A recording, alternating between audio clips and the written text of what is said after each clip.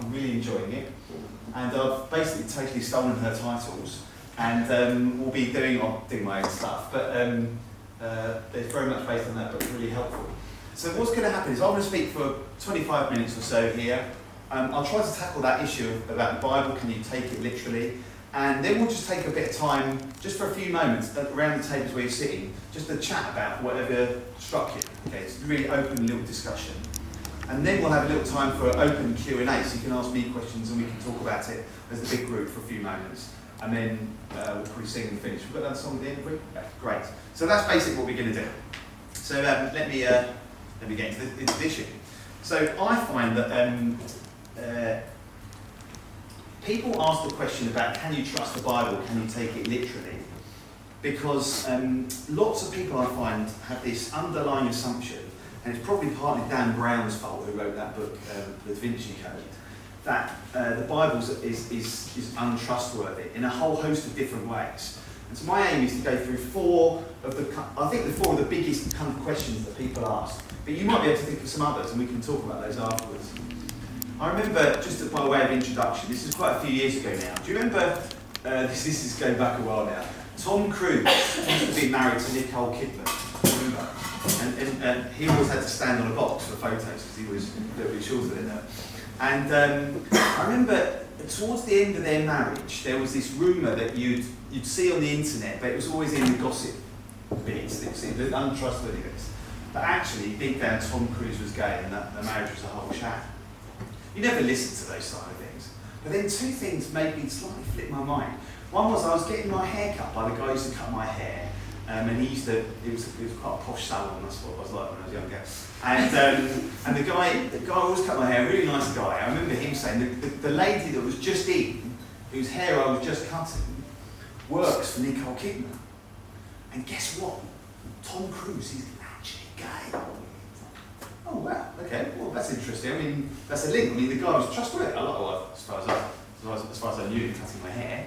But then, a couple of weeks later, my best mate, who became my best man, he works in media, right? So he's a media lovey, and he actually had contact who said that he was working with Nicole Kidman, and that Nicole Kidman was about to announce a divorce, and the reason was because Tom Cruise is gay. And so you go, oh, they begin to stack up here, and then guess what? She announced the divorce just after that. But they didn't say, oh, Tom Cruise is gay. So you're thinking, oh, it's going to come out, isn't it? And if enough rumours happen, if you hear it from enough different sources, so-and-so knows, do you know what I mean? Chinese whispers, you hear it from enough different places, you begin to think, oh, there's probably something in this. And then Tom Cruise went on to marry Penelope Cruz, who's a very pretty lady. And then after that, he married Katie Holmes, who's another very pretty lady. And it turns out he's not gay, and that's a total load of nonsense. But the truth is, I was in the zone where I believed it, because if you hear it in enough little kind of Chinese whispers places, take different sources, friend of a friend of a friend, you start to believe it. Now I think that's exactly what goes on with the Bible. If you ask the average person walking along the street today, can you trust the Bible? They'll go, oh no, they don't know, they would never have read it, they've never read a book or watched a video or shown them why, but there's this just general Chinese whispersness about you can't trust it. I was talking to a guy last night who had one of these questions that I'm talking about. It's just general knowledge. But I want to show you tonight that general knowledge is total nonsense. And this is very encouraging if you're a Christian. But if you're here today and you're not a Christian, and we don't assume anyone is, I wonder if this might help you understand a few things about why we look at the Bible, because it is trustworthy. So can we flick on to the first question? 4 questions. I'm going to do this as quickly as I can. Here's the first classic question people ask. Is the Bible made up? Is the Bible made up? If you read the Quran, for example, the Quran says that the apostles, what they wrote was totally changed, and that Jesus never died on the cross, and so lots of the stuff in the Bible is just made up. It's a bit like reading tabloids. You know, if you read The Sun or Metro or whatever those magazines like newspapers, you're reading an article and thinking, is this true? You know what I mean? Social media, it's that kind of thing. Can you really trust what the Bible says, or is it slightly made up? Let me tell you 2 reasons why I think it's not made up. Here's the first one. It's because there were eyewitnesses, and there's the second one. They died for their eyewitness. So first of all, they were eyewitnesses. See, the Bible, when you read it, I'm thinking particularly here about the New Testament. was written by people who were there.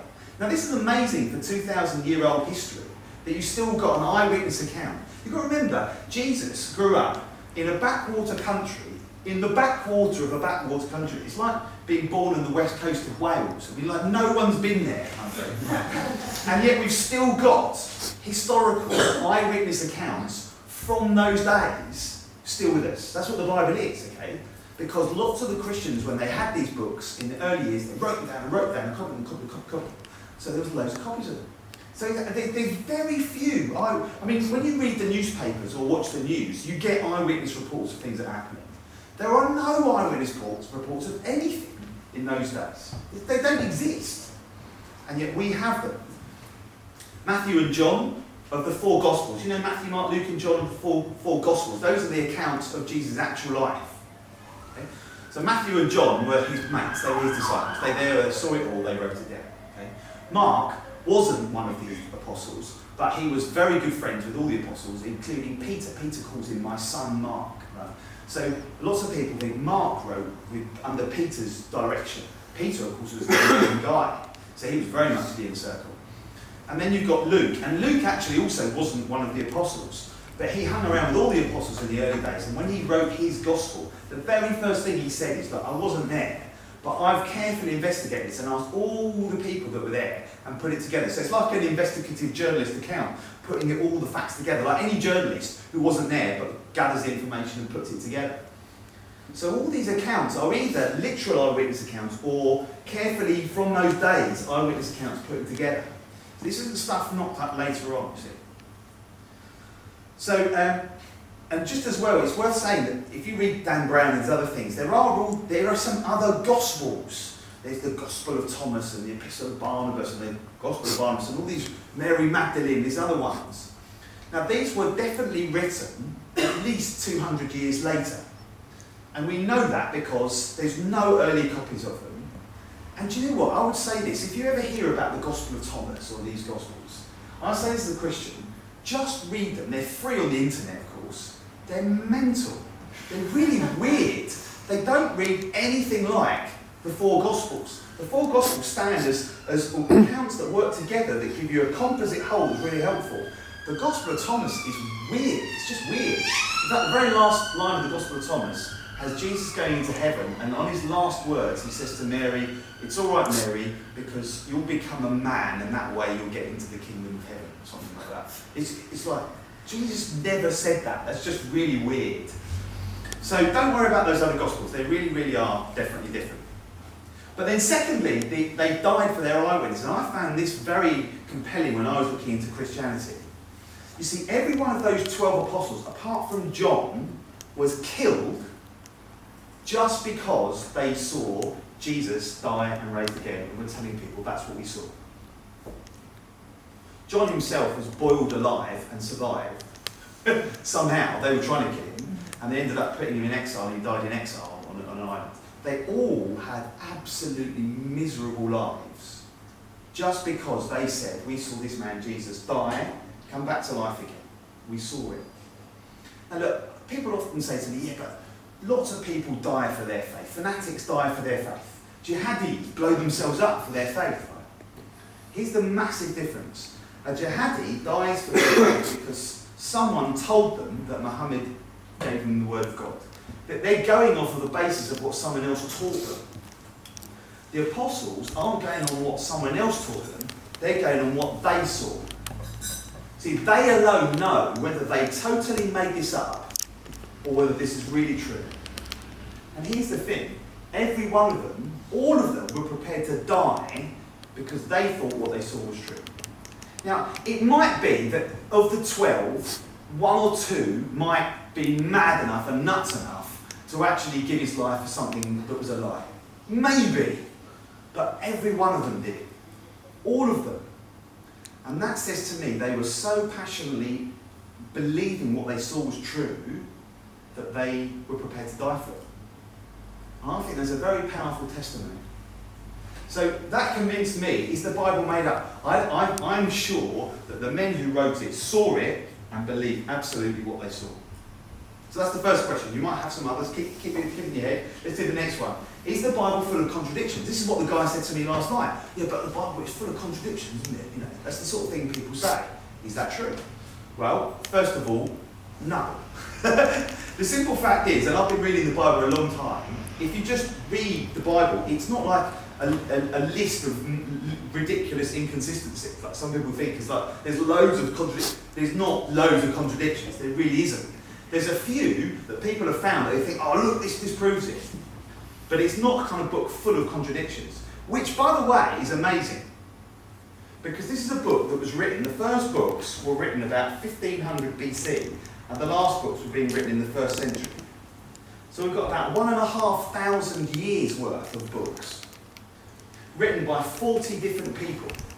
Now if we started a book 1,500 years ago, like in the year 519, right, and someone wrote the first book then, and several people have been writing books since 519 AD to today, do you think that book would all accord with 40 different authors through that history of period history? Do you think they would all tally up and agree?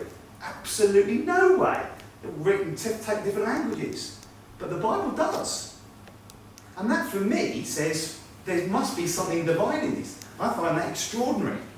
And I've got to tell you, I know if you've not read the Bible very much, there are a lot of bright people in this room that have read plenty of it, and they'd have spotted if there were glaring contradictions. Secondly, there are a few translational difficulties that look like contradictions. And so you go, oh, that doesn't make sense, but they do. So here's one I found in the book of Acts. It's about when a man called Paul got converted. And he got converted because he had this vision of Jesus.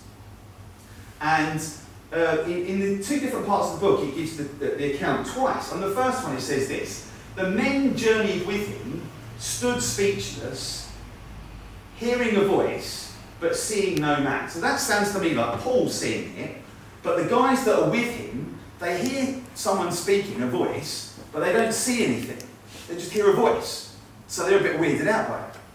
When it's retold, it says this: and they that were with me, this is Paul speaking now, indeed, saw the light and were afraid, but they heard not the voice of him that spoke to me.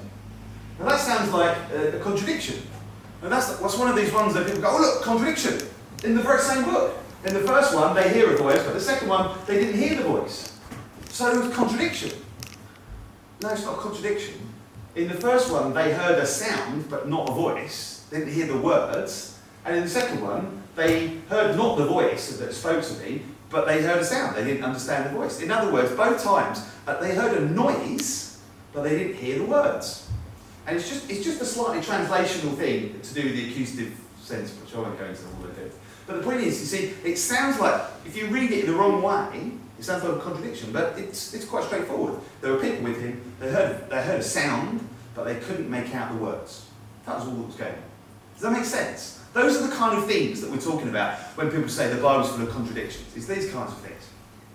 Just finally, just very quickly, the language gets used in different ways. So here's another example that people often quote. When Jesus died, Mark's Gospel says Jesus died at the 3rd hour, and John's Gospel says it was at the 6th hour. Now those are quite key eyewitness details. They've got that wrong by 3 hours. I mean, if I said to you what happened on a certain day and you got it wrong by 3 hours, you might think, well, that's an obvious contradiction.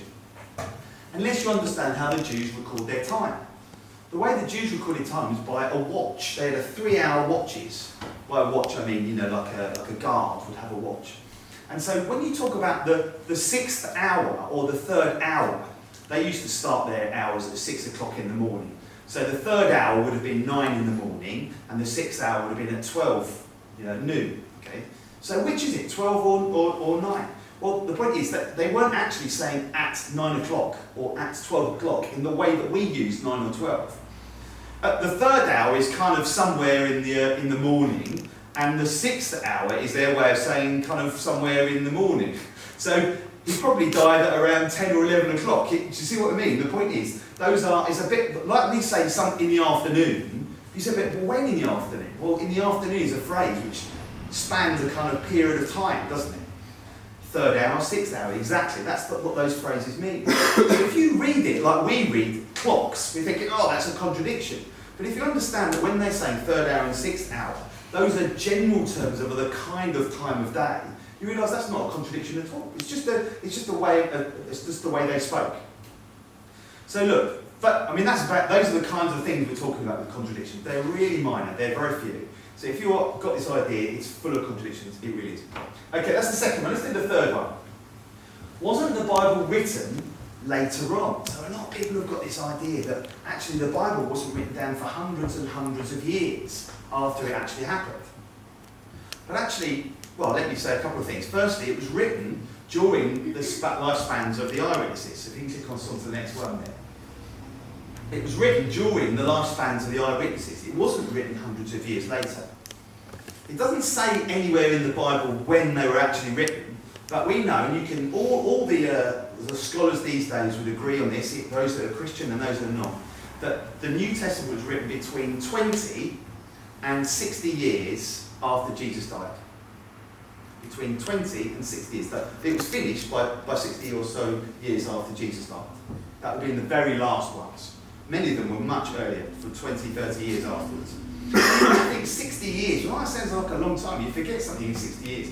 I was watching a documentary not too long ago on the Holocaust. And you've seen these kind of war documentaries. There's an old person and they're telling you what they saw. It was a very harrowing documentary, as you can imagine.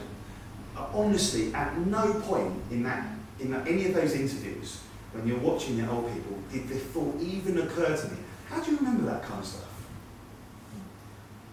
Because you remember that kind of stuff. When you're talking about seeing someone raised from the dead, you remember that kind of stuff. So 60 years is not long at all.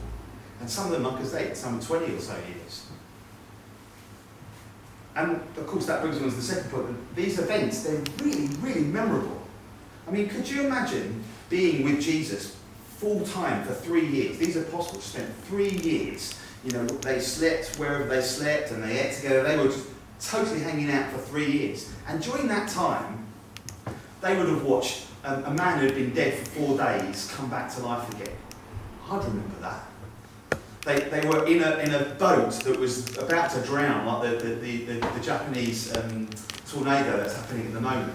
And Jesus just stands up in the boat and says, "Shut up!" And the tornado stops like that. Now, I would remember that. You know, they would have seen people being healed of every disease. Some of them just by touching his cloak. There was one incident when Jesus said to a person came to him and said, "Can you heal my servant?"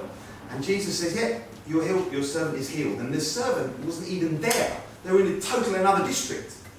And yet, at that very moment, that servant was healed. Now, if you found that out, I would remember that.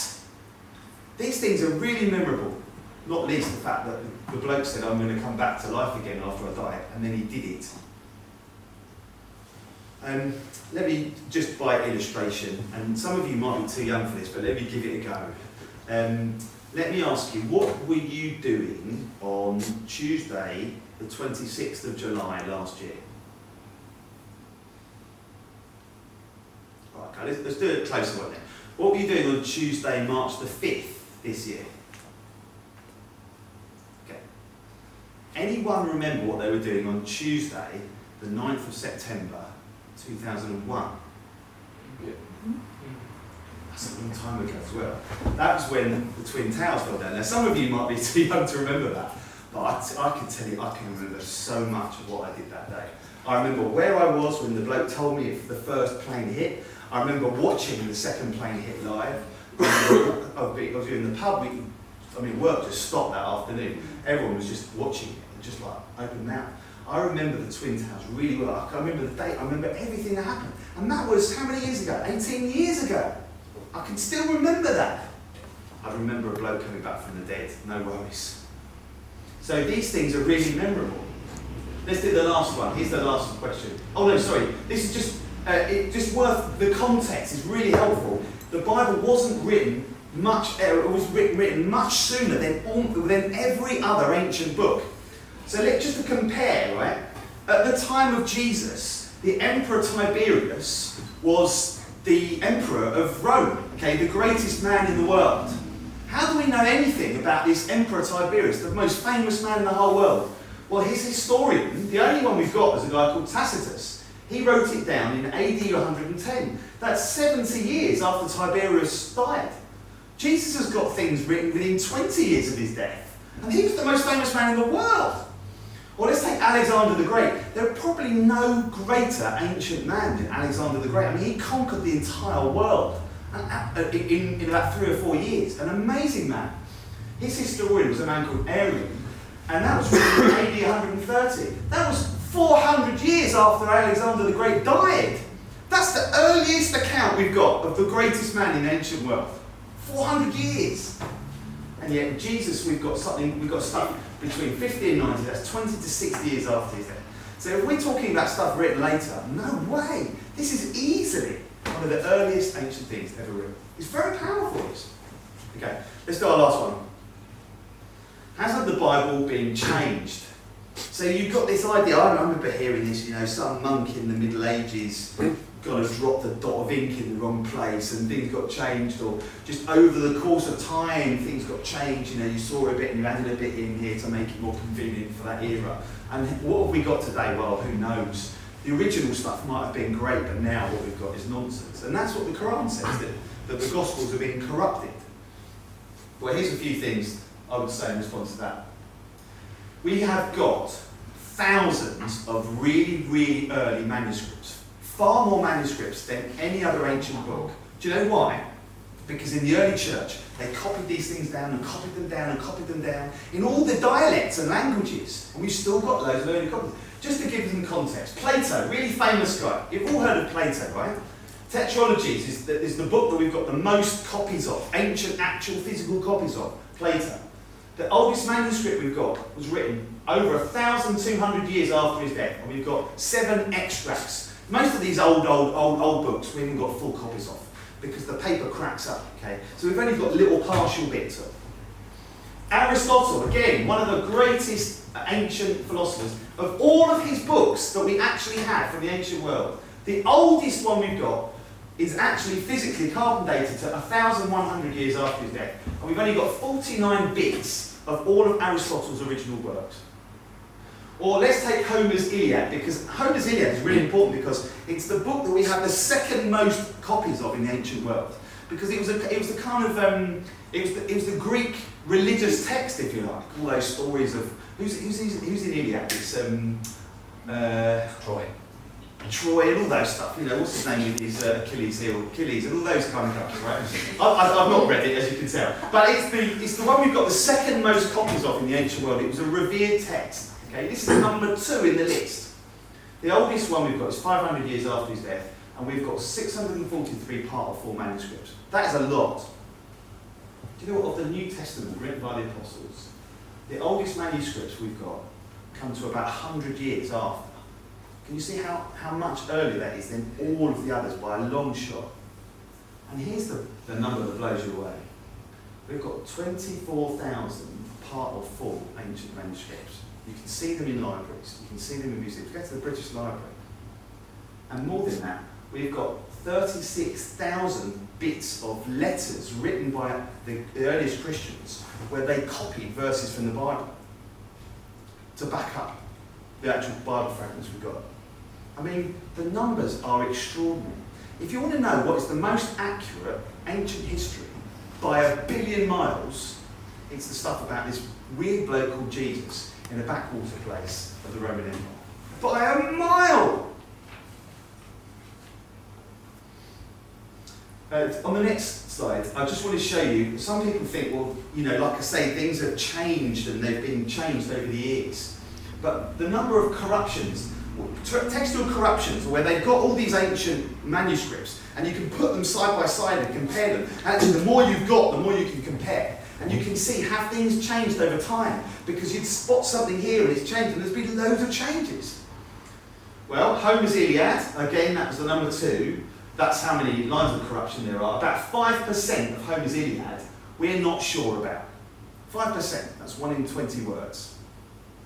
Or let's take the Mahabharata, which is one of the most important Hindu ancient texts, and this is very, very old. 10% of that, we just don't know if it's right or not, because there's so many changes and variations over the years.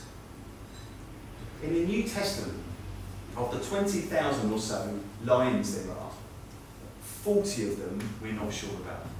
That's about 0.5%.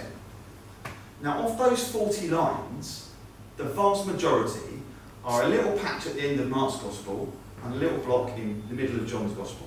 And if you get any modern new Bible, they've got a big line between those, and they say, look, we're not sure that this is the original stuff, but we'll put it in here anyway in case it is. So that's most of that 0.5% of those two bits. Every other little, there's one word here, one word there, doesn't make any effect on any major doctrine or any clear teaching, and there's always a little footnote in the bottom of the Bible that says, that could say she or he. It's that kind of thing. In other words, has it changed over the years? I'll tell you why I know, because we've got so many, we can compare them side by side, and we know there's no changes. And actually, when you compare them, the number of corruptions, well, it's virtually zero. It's totally accurate. It's amazing. How can I conclude? There might be other questions you've got. I'd love you to chat about them. But I want to encourage you, if you're a Christian here today, do you know what? The Bible is easily the most accurate ancient book that there is, written by people who were there, who died for it, that hasn't been changed, and it's totally reliable. We've got millions of copies of it, thousands of thousands, I should say. And if you're here today and you're not a Christian, I'd like to encourage you just to mark that one off of your list of I'm not surenesses. Okay? This is something you could really read. My recommendation is, if you want to read something in the Bible, because it is a big book, it's hard to know where to start, read Mark's Gospel, right? Because it's the story of Jesus' life. It's short, it will take you a couple of hours, maybe 3 hours to read it, and you can read that knowing that this is from an eyewitness account, and it's not been changed, and you can rely on this. Now you can read it thinking, do I think this is true or not? Great. Let me pray, and then I'll let you guys have a chat about it. Let me pray. Father, thank you for preserving this amazing book, which has divine fingerprints all over it. I pray for all of us, those of us who are Christians here, would you encourage us and help us to realise what we follow? I know the Chinese whispers, but this is real. This makes sense. This holds together. And for those of us who are, open-minded and still thinking this through, Father, I really do pray that you help them to see what is absolutely brilliant about your word, that it's totally reliable, it's totally trustworthy, and what it holds are the very words of eternal life. Amen. Mm-hmm. Now, open house, have a quick chat. Reliable historical text to being the actual word of God. Okay, so how do you go from acknowledging that it's a historically accurate book to then thinking it's the word of God? I mean, Homer's Iliad or any other ancient book, you don't necessarily go, oh, that's the word of God. Well, but also when, that the books have been chosen by this group of people. Okay, so that's another good question. Let me take that about the book being chosen. That's another good question. That's a classic Dan Brown, isn't it? So how do you know that it's the word of God? Well, I think if you know it's accurate, that means you can read it without that kind of dubiousness. Right? You're not thinking, oh, this is just changed or made up. You're thinking, oh no, okay, there might be something in this. So now I can read it open-minded for what it is. But how do you know it's the word of God? I'll say two things. Number one, it says it is. Okay? So it's not something other people have imposed upon it. It's not a kind of idea that crept up later by accident. But it claims to be the word of God. Jesus claimed to be God. Okay? But the real way that you know it's the word of God, really, is just by reading it. And reading it and thinking, does this make sense? You can do that on your own. Lots of people just sit in the bedroom and just try and reading it. That's a great way to start. Another way is to read it with other people. And so often you get ideas and you understand things deeper and better when you're reading it in a group. We do these things called Bible studies, and that's another way of doing it. But really, I think that's it's the question you want in your head the whole time. As I'm reading this, I'm reading that, okay, I can see there's some historical reliability to this. Do I think this is the word of God as it said it is? It doesn't make it the word of God. It just means it's verifiably reliable. But that's what I'm reading as I'm thinking it. So you work that out as you read it. And some people get convinced and some people don't. On the second question, how did the books get chosen? The canon is, I don't know why it's called the canon, I don't know what that means really, but the canon of the New Testament books was decided clearly and finally, at the time of Constantine, the books around Nicaea, which is about 325. So you've got to remember, Jesus died about 30 odd, and 325 odd is about 300 years later. Okay. So what happened in all those years? Well, you've got to remember, in all those years, the Christians were an underground movement. So they weren't going to have a worldwide get-together with all the bishops, because they were in a persecuted, small, hiding in different buildings kind of organisation. And it wasn't until Constantine became the emperor in about 311 or something like that, I can't remember what it was, 312 I think it was. That's when the first actual emperor who actually was a Christian came to power. And so suddenly you've got now someone who's in charge of the whole thing, and he can organise a meeting of all these bishops and actually make a decision. They didn't have that kind of organisation until this guy became the emperor, so it couldn't have happened really realistic before that. However, having said that, we've got much earlier letters written by early Christians that talk about what the books are that are all recognised. And there's some lists that go back a couple of hundred, or to about the late hundreds, which is mostly the same as the New Testament now, so that they were talking about these long before. The other thing is, it's really interesting. I told you you'd go away and read the Gospel of Thomas. I like reading some of the really early letters. There's some really interesting letters, like, Irenaeus and some of these guys, and when you read their letters, and they're kind of like maybe 100 AD or 130 AD, maybe 70, 100 years after Jesus, they quote the Bible all over the place because they're using Bibles in their churches. And there's all these verses you recognise that were only written kind of 50, 60 years before, because they have these books of the Bible. And all these other books that people think, like the Gospel of Thomas and the Epistle of Barnabas, they just don't get quoted by all these guys. And so we know it from the lists, we know it from all these early writings where they're writing down stuff. And I think what we think is, when it came to choosing the books, right, imagine they've got this massive table and they've got 200 books and they're going, which one do you like? Which one do you like? And we'll take a vote, which one should we? It wasn't like that. What they were doing was getting together and just going, look, by the way everyone, here's the books that we've always considered are the books. Let's just make that official so everyone knows, just in case there's a bit of fuzziness around the edge. They were just kind of cementing what was the common practice in all those churches anyway. So it wasn't kind of, who knows, pick this one or this one. It wasn't like that. It was totally very much deciding what they were doing by practice from their letters. Oh, can I add something? Yeah, Sam's very good at this. Go on, Sam. The oldest papyrus that we have, and that contains the 4 Gospels, dates at the beginning of the 3rd century. So that means the year 220. That's the oldest papyrus, and that has already the 4 portions of the 4. Exactly. Well, portions really, Yeah. portions of the 4 Gospels. And Matthew, Mark, Luke, and John. That means for the Christians on that day, these 4 Gospels were already for them the most important ones. And that's 150 years before Constantine. Right. Which is very important, because there are people that think that Constantine made up all the Bible, Right. all the Gospels. But These fragments are amazing because you've got to understand what they did is they wrote on papyrus, which is like reeds.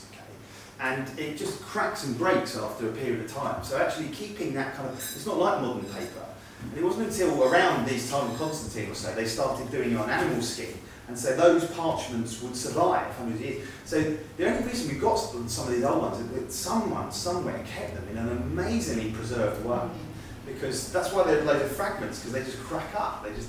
So that's why there's not many, very, very many ancient manuscripts. But we've got loads of them from the New Testament. It's extraordinary, really. Any other quick questions? Go on, anyone else got about anything to do with the Bible? Be brave. I've got one. Why are they different? On your slides you have one that was like, said about the old text, Jesus, 20 to 60 years. Just flick it on so everyone can see Alright, it. I don't know, I think Press back and can you forward. just click it? Oh, there we go. Yeah, they are. There you go. Yeah, That's it. Technology. What's the question? Technology is amazing, isn't it? Alright, we've got these. So this one says 20 to 60 years, Yeah. and then this one says 100 years. So what's the difference? that was when they were written. So that's the New Testament was written between, I think some of them in the 40s actually, so I'm being a bit unfair there. Jesus died around 30 odd AD, 30, 33, somewhere in that range. Okay? Some of the oldest letters were written in the late 40s, so that's like kind of 15 years after his death. So that 20 to 60 is how many years after Jesus' death the books were actually written. If you go back to the other slide, that's how old are the oldest physical manuscripts that we've still got. So no one's going to have the original ones that actually Mark and John actually wrote with their own hands. They've only got the original Qurans, and that was 600 years later. But this is just to show, if you want to compare Plato or Aristotle or even Homer's Iliad, which is a great book, that the oldest physical copies that you can see in a library are 1,000 years or 500 years after when it would have been written. So how do we know that then? How do we know 20 to 60? Well, that's a scholarly opinion. You can work that out, Jim. Okay. So what about, so great that we've got loads of copies, and great that they're all dates and not very long after Jesus, but actually the Iliad is, or Tiberius is about an emperor, a politician. The Iliad is a novel. Jesus, the Gospels are full of stuff that actually just can't or doesn't happen. So therefore, don't we disregard how good the kind of records are? Okay. Because they're clearly made up. Well, I mean, the Iliad's full of all sorts of weird mental stuff as well, actually. Like horses going into cities and those sorts of things. I mean, nobody's saying But you're that, right. so that's why. But the miracles, I think that's right. The miracles in the New Testament are absolutely bananas. They're not. It's not like a sleight of hand tricks here. It's not like a card trick. It's not like David Blaine or something. That, this is raising people from the dead. This is calming storms. This is healing diseases by touching or speaking. It's either totally bananas and so ridiculous. It's mental, or it's amazing. And so these guys who wrote it clearly were the eyewitnesses. They said they saw it. They said these things happened, and they were prepared to die on the basis of what they saw happen. So yeah, I think you read this and go, wow, this is mental. But it's also saying this guy is God. So it would be weird, right? It would be mental. If he said he was God and turned up and did a couple of card tricks like David Blaine, you might not be convinced, right? But if he's raising the dead and healing people all over the place, then you're thinking, oh wow, there might be something in this. So you'd expect it to be like that. And that's what they say. That's what they say they saw. And they were prepared to die for it.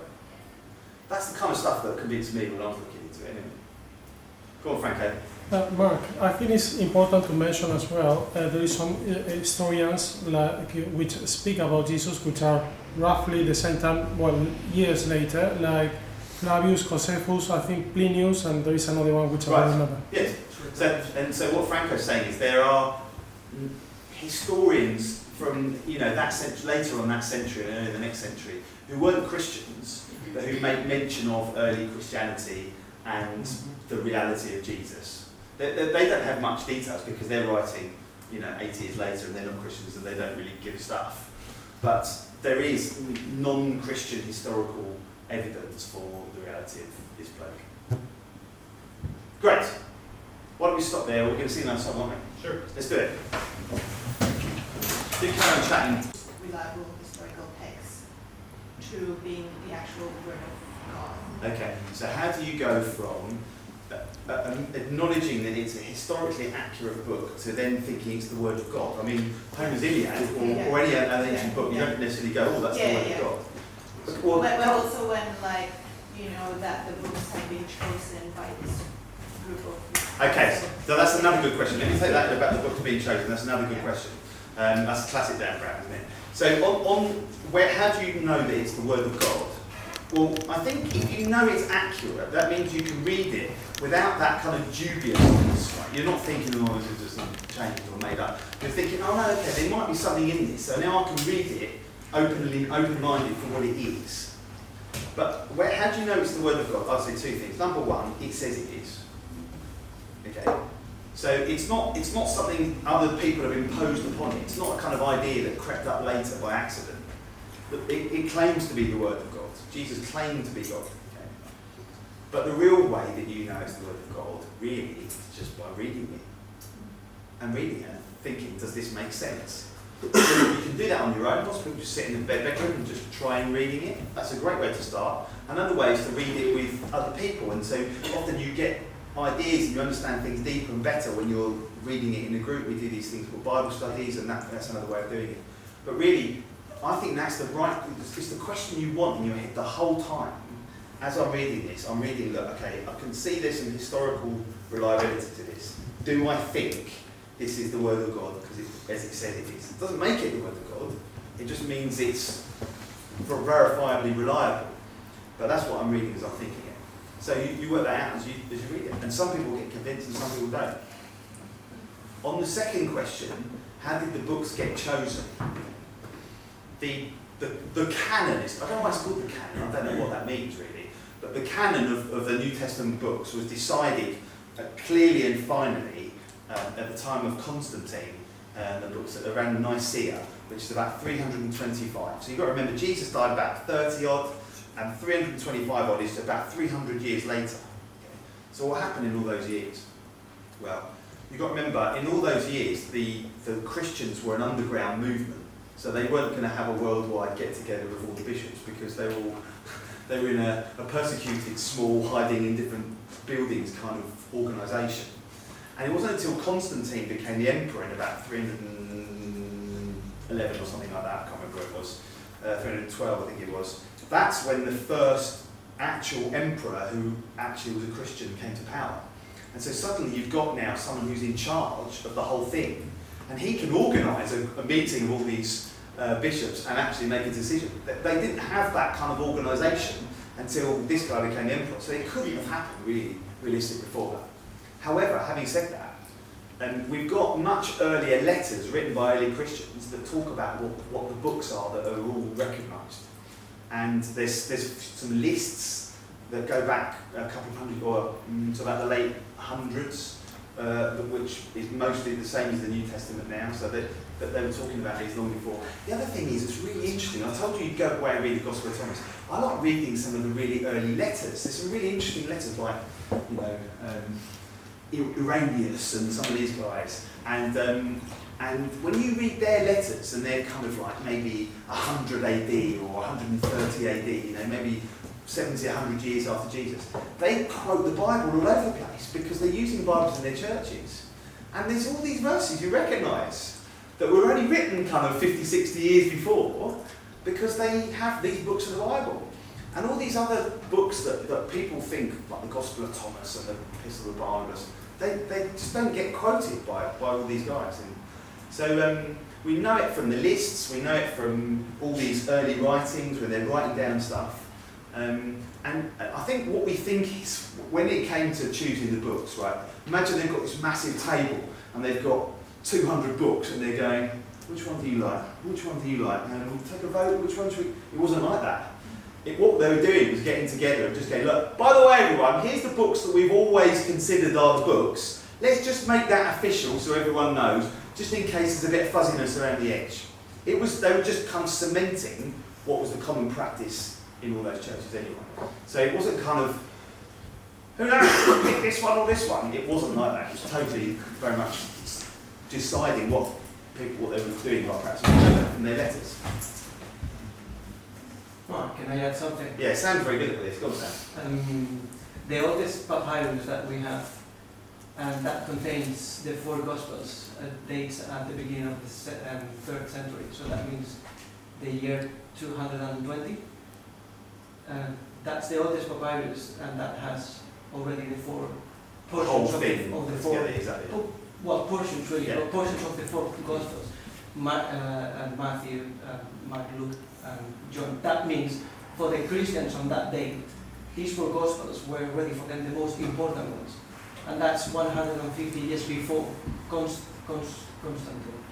Right, Which is very important because there are people that think that Constantine made up all the Bible, Right. all the Gospels. But These fragments are amazing because you've got to understand what they did is they wrote on papyrus, which is like reeds, okay? And it just cracks and breaks after a period of time. So actually keeping that kind of, it's not like modern paper. And it wasn't until around this time of Constantine or so they started doing it on animal skin, and so those parchments would survive hundreds of years. So the only reason we got some of these old ones is that someone somewhere kept them in an amazingly preserved way, because that's why they're loads of fragments, because they just crack up. So that's why there's not many, very many ancient manuscripts. But we've got loads of them from the New Testament. It's extraordinary, really. Any other quick questions? Go on, anyone else got about anything to do with the Bible? Be brave.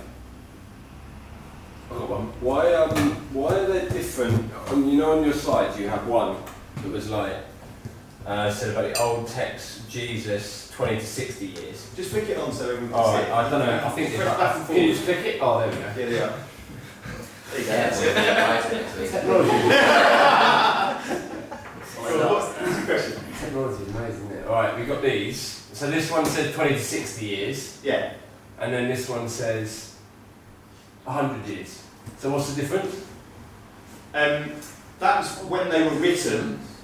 So that's the New Testament was written between, I think some of them in the 40s actually, so I'm being a bit unfair there. Jesus died around 30 odd AD, 30, 33, somewhere in that range. Okay. Some of the oldest letters were written in the late 40s, so that's like kind of 15 years after his death. So that 20 to 60 is how many years after Jesus' death the books were actually written. If you go back to the other slide, that's how old are the oldest physical manuscripts that we've still got. So no one's going to have the original ones that actually Mark and John actually wrote with their own hands. They've even got the original Qurans, and that was 600 years later. But this is just to show, if you want to compare Plato or Aristotle or even Homer's Iliad, which is that great book, that the oldest physical copies that you can see in a library are 1,000 years or 500 years after when it would have been written. So how do we know that then? How do we know 20 to 60? Well, that's a scholarly opinion. You can work that out, Jim. Okay. So what about, so great that we've got loads of copies, and great that they're all dates and not very long after Jesus, but actually the Iliad is, or Tiberius is about an emperor, a politician. The Iliad is a novel. Jesus, the Gospels are full of stuff that actually just can't or doesn't happen. So therefore, don't we disregard how good the kind of records are? Okay. Because they're clearly made up. Well, I mean, the Iliad's full of all sorts of weird mental stuff as well, actually. Like horses going into cities and those sorts of things. But you're right. But the miracles, I think that's right. The miracles in the New Testament are absolutely bananas. They're not. It's not like a sleight of hand tricks here. It's not like a card trick. It's not like David Blaine or something. That, this is raising people from the dead. This is calming storms. This is healing diseases by touching or speaking. It's either totally bananas and so ridiculous. It's mental, or it's amazing.